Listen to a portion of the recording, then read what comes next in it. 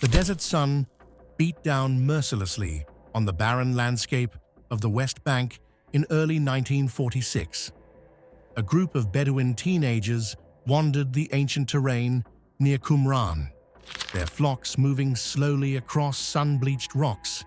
To break the monotony, they began tossing stones across the desolate wasteland. Then, one stone disappeared into the shadowy mouth of a cave. Instead of the expected thud, a sharp, shattering sound echoed back through the still air. Curiosity drew them inside. What they discovered would shake the foundations of religious history. Within the cave sat large clay jars, one now broken. Inside these ancient vessels lay scrolls covered in writing that had not seen daylight for nearly 2,000 years. The teenagers had stumbled upon one of the most significant archaeological discoveries of the 20th century. Over the following years, scholars would scour 11 caves in the region, unearthing fragments that would form 800 to 900 manuscripts. The world would come to know them as the Dead Sea Scrolls. But hidden among these texts was something the religious establishment had tried to erase, a book so controversial that it had been deliberately excluded from the Bible. It was called the Book of Enoch. This forbidden text consists of 5 sections spanning 100 chapters, telling the story of Enoch, the 7th patriarch mentioned in Genesis. He was the father of Methuselah and grandfather to Noah. But the Book of Enoch presents an entirely different account of events that led to the Great Flood. The book describes beings called the Watchers, interpreted as fallen angels, dispatched to Earth in the distant past to observe humanity. But these celestial beings did not simply watch. They became obsessed with human women and began engaging in forbidden unions. The offspring were called the Nephilim, beings described as giants and savages who terrorized humanity. Enraged, the gods imprisoned the Watchers deep beneath the earth. Enoch became an intermediary between these imprisoned beings and the divine powers. The text describes his extraordinary journeys, flying with angels across the heavens, witnessing rivers and mountains from impossible heights. Despite Enoch's interventions, the corruption had grown too severe. A great flood would destroy the Nephilim and seal the Watchers in their prison forever. But before the waters came, Enoch would be taken away in a chariot of fire. Now, here's what makes this even stranger. The mainstream Bible actually references these Nephilim. Genesis chapter 6 describes them as heroes of old, warriors of renown. They appear again in Numbers, where Israelite scouts encountered giants so massive that grown men felt like grasshoppers. Most people interpret biblical stories as allegory rather than historical records. Yet there is geological evidence of catastrophic flooding in Earth's ancient past, an event appearing in countless traditions across every continent. If a great flood actually occurred, then what about the giants? If such beings truly walked the earth, surely there would be evidence.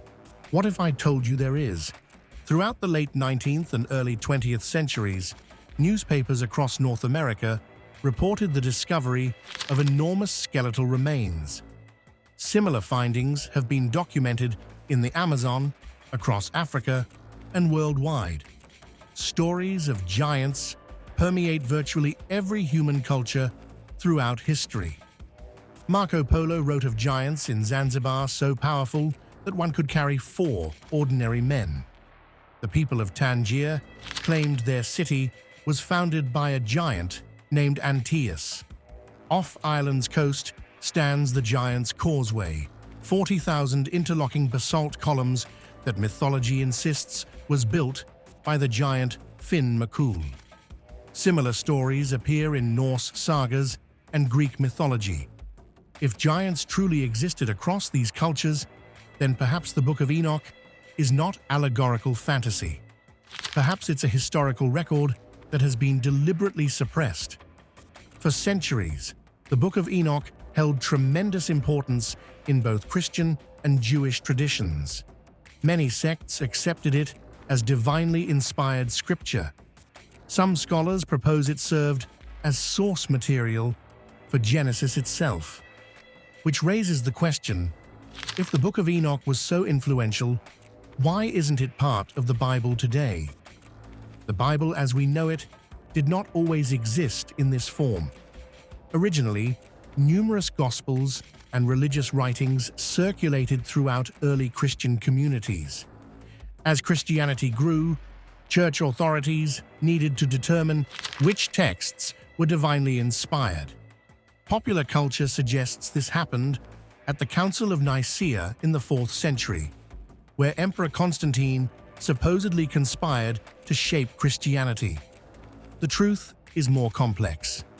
The Council of Nicaea did not actually determine the biblical canon. However, high-ranking church officials absolutely did pick and choose which texts to include. They argued, manipulated, branded opponents as heretics, and consolidated power. This process unfolded across 3 centuries. By the end of the 4th century, the Bible was officially established, and the Book of Enoch had been excluded. Consider other texts that suffered the same fate. The Gospel of Peter features 2 gigantic angels and a floating cross that speaks. The Gospel of Mary presents Mary Magdalene as Jesus' most beloved disciple, possibly his wife. These texts tell extraordinary stories that challenge established narratives. Their exclusion becomes less surprising when we consider what including them would have meant for church authority. The Book of Enoch might have vanished entirely if not for its preservation among small Orthodox communities of Ethiopian Jews. The only pre-modern version was written in Ge'ez, an ancient African language, becoming the basis for the first English translation in 1821. Despite being censored, the Bible contains numerous references to the Book of Enoch. Genesis provides Enoch's genealogy. Hebrews mentions that God took Enoch away. The Book of Jude contains a paragraph transcribed almost word for word from Enoch. Corinthians instructs women to cover their heads in church. Some scholars interpret this as a reference to the Watchers being attracted to women with long, flowing hair, a practice continuing in Roman Catholicism and Islam today. Though censored, the Book of Enoch never truly disappeared. But there's something deeper here. The figure of Enoch appears across multiple ancient cultures under different names. Scholars note that Enoch mirrors Enmendurana, the 7th king, in Babylonian tradition. The Greeks believed Enoch was their god Hermes. Egyptians had a similar figure. Why does this character keep appearing? The answer may lie with the ancient Sumerians. According to Sumerian texts, Earth was visited by supernatural beings in the distant past. The Sumerians described these visitors in terms eerily similar to the Watchers, but they called them the Anunnaki, meaning those who came from the heavens. Sumerian accounts describe how the Anunnaki, like the Watchers, began interbreeding with humans, creating hybrid species that mirror the Nephilim. The Anunnaki eventually became angered with Earth's corruption and brought about a catastrophic flood. Is it possible that the Book of Enoch and other ancient traditions are simply retellings of the older Sumerian story?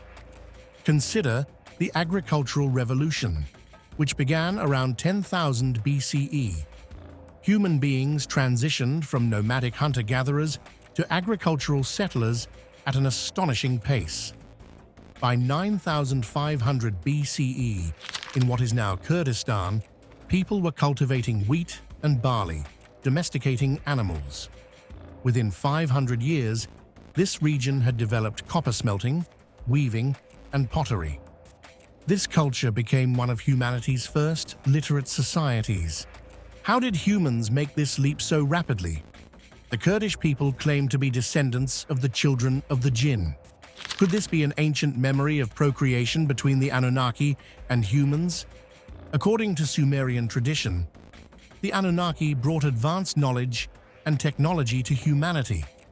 Many researchers suggest this explains seemingly impossible monuments like the pyramids of Giza. The Book of Enoch describes an almost identical process. The Watchers provide humans with advanced knowledge. They teach metallurgy and mining, science and medicine, reading and writing. They reveal astronomical secrets and expose the secrets of warfare. One passage describes how the Watcher named Azazel taught men to make swords, shields, and armor. He revealed the metals of the earth and the art of working them. The text notes this knowledge led to godlessness and corruption. The pyramids are perhaps the most cited example of ancient construction that seems beyond the capabilities of their builders.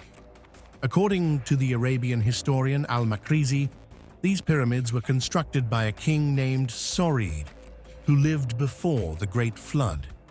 When translated into Hebrew, Sorid becomes Enoch. Elsewhere in the Book of Enoch, Enoch witnesses the secrets of lightning and thunder. Some suggest this passage illuminates the mysteries of energy and electricity, relating to theories about the Anunnaki attempting to communicate through crop circles. In recent decades, crop circles have appeared worldwide, displaying complex mathematical equations, magnetic diagrams, and electrical field representations. Consider Enoch's description of his journey to meet the gods. He describes being taken to a floating palace resembling carved glass, with glass floors through which he could see the stars they were crossing. Was the fiery chariot that took Enoch away actually an alien spacecraft? It may seem incredible that stories this extraordinary should become largely forgotten, that the Sumerians should be relegated to footnotes, that the Book of Enoch should be censored from biblical canon. Yet given how these stories fundamentally reshape our understanding of human history, perhaps their exclusion makes perfect sense. Perhaps these narratives threatened established power structures, but maybe these stories were never truly erased. Consider the biblical story of Adam and Eve in the Garden of Eden. Read it not literally, but as coded allegory. God creates Adam to watch over the earth, much as the gods send the watchers. From Adam's rib, God creates Eve. They procreate, representing the interbreeding between watchers and humans. They are told they can eat anything in the garden except fruit from the tree of knowledge. Of course, they eat from the tree anyway. This represents the Watchers bringing advanced knowledge to humans who were not evolved enough to handle it. Just as eating from the tree provided Adam and Eve with the knowledge of God, the Book of Enoch describes how the Watchers revealed eternal secrets preserved for heaven. Reading the story this way, the parallels become unmistakable. Perhaps that's precisely the point. Perhaps the authors were retelling the Book of Enoch in disguised form, preserving the ancient Sumerian account. Perhaps they inserted this crucial piece of human history allegorically so these ancient records could continue to exist, hidden in plain sight. What is human history? Is it only what we find in officially sanctioned texts? Or is it something deeper, something more extraordinary, something deliberately obscured? Perhaps the answer has been right in front of us the entire time, encoded in the stories we thought we knew, waiting for those willing to look beneath the surface. Perhaps the truth was never truly hidden. Perhaps we simply forgot how to see it.